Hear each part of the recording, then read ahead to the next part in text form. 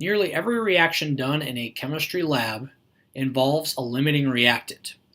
When you do a reaction, you tend to put one of the reactants in limited supply and the other reactants in excess. That way you can guarantee a reaction goes to completion. So you can identify a limiting reactant problem if you are given the starting amounts of all the reactants. So look at this example here using the acetylene gas combustion reaction. Suppose 94 moles of O2 and 37 moles of acetylene are allowed to react.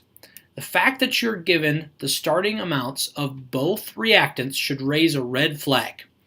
You should be able to identify this as a limiting reactant problem.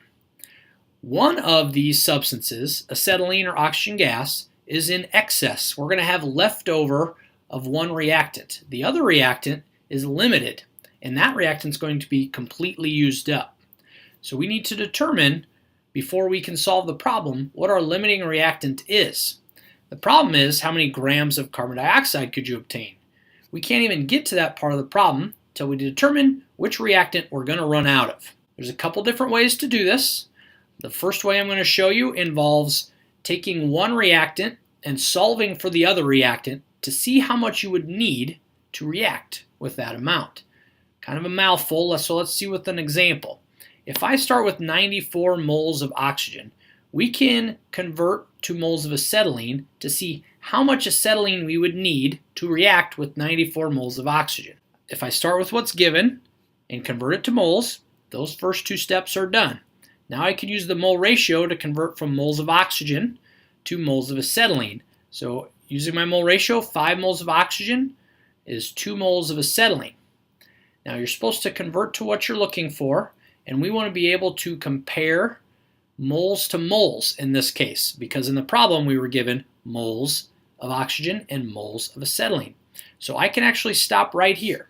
When I do this calculation, I will get 37.6 moles of acetylene gas. So 94 moles of oxygen will react with 37.6 moles of acetylene gas. So what does that mean? Just think about it. 37.6 moles of acetylene. Do you have 37.6 moles of acetylene given to you in the problem? No, you don't. You are only given 37 moles of acetylene. Therefore, we are limited by the amount of acetylene gas we have, and oxygen is the excess reactant. Now let's say you picked acetylene to start with instead of oxygen. You'd come to the same conclusion. This is the calculation you would have if you started with acetylene gas and solved for the amount of oxygen gas you need to react with 37 moles of acetylene. You'd see you need 92.5 moles of oxygen. So then you'd go about the same thought process. Do I have 92.5 moles of oxygen given to me in the problem? If I have 37 moles of acetylene, I need 92.5 moles of oxygen gas.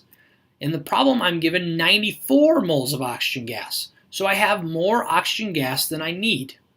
So oxygen gas is in excess, and I'm limited by the amount of acetylene I have. Acetylene is a limiting reactant. So that's the first step to solving this problem. You have to determine what the limiting reactant is. Now that we know that it's acetylene, we can solve the problem following the game plan. As I said, the next step is to solve the problem using the limiting reactant. So our limiting reactant is acetylene. So I'm going to start with 37 moles of acetylene. And the second step is to convert to moles. Well, lucky me, we are already in moles. The third step is to use the mole ratio from the balanced chemical equation. We want to know how many grams of carbon dioxide we would produce from these starting materials. So I'm going to use the mole ratio between acetylene gas and carbon dioxide.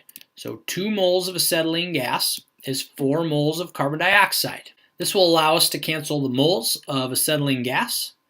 Now we need to convert to grams of CO2. We can do that using the formula mass of carbon dioxide. 1 mole of carbon dioxide is 44.0 grams of carbon dioxide. Moles of carbon dioxide will cancel, and we will get an answer with an inappropriate number of sig figs of 3,256 grams of carbon dioxide. The number given to us in the problem has 3 sig figs, so our answer must have 3 sig figs. The correct answer is 3,260 grams of carbon dioxide. So that is one way to solve a limiting reactant problem.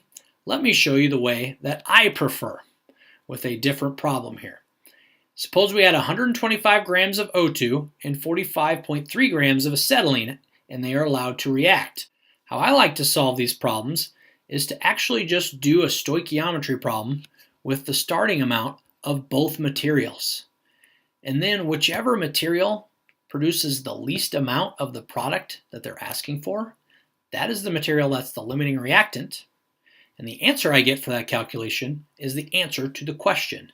So lots of words there. Again, let me show you what I mean. Like I said, I'm going to follow the game plan for both reactants and determine which reactant produces the least amount of carbon dioxide for this example.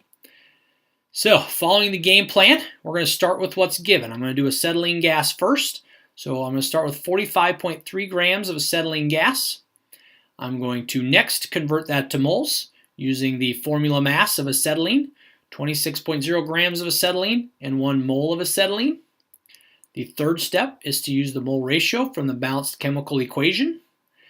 Well, it happens to be 2 moles of acetylene for every 4 moles of CO2. And now we can convert to what we're looking for, which is grams of carbon dioxide. We're going to use the formula mass of carbon dioxide to convert from moles to grams. 1 mole of carbon dioxide is 44 grams of carbon dioxide. That allows me to cancel the moles, and finally I'm in grams of CO2. So with 45.3 grams of acetylene, we can make 153.32 grams of CO2. That has too many sig figs.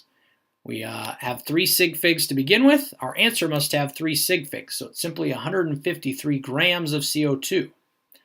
Now I'm going to follow the game plan again with the starting amount of oxygen gas. So we have 125 grams of oxygen gas. We're going to convert that to moles using the formula mass of oxygen, which is 32 grams per mole. We're going to look at the mole ratio next. That is the third step in the game plan. And the mole ratio between oxygen gas and carbon dioxide gas is 5 moles of oxygen gas for every 4 moles of carbon dioxide. Now we can convert to grams of carbon dioxide using the formula mass of carbon dioxide. 1 mole of CO2 is 44 grams of CO2. That allows the moles of CO2 to cancel. We're left with grams. You can see we get 137.59, which is too many sig figs. Once again, we can only have 3 sig figs, so it's 138 grams of CO2. So now, which substance produced the smallest amount of CO2? That is going to be your limiting reactant. So in this case, you can see oxygen gas produced the smallest amount of product. Therefore, it is the limiting reactant. And acetylene gas is in excess. So the answer is 138 grams of CO2.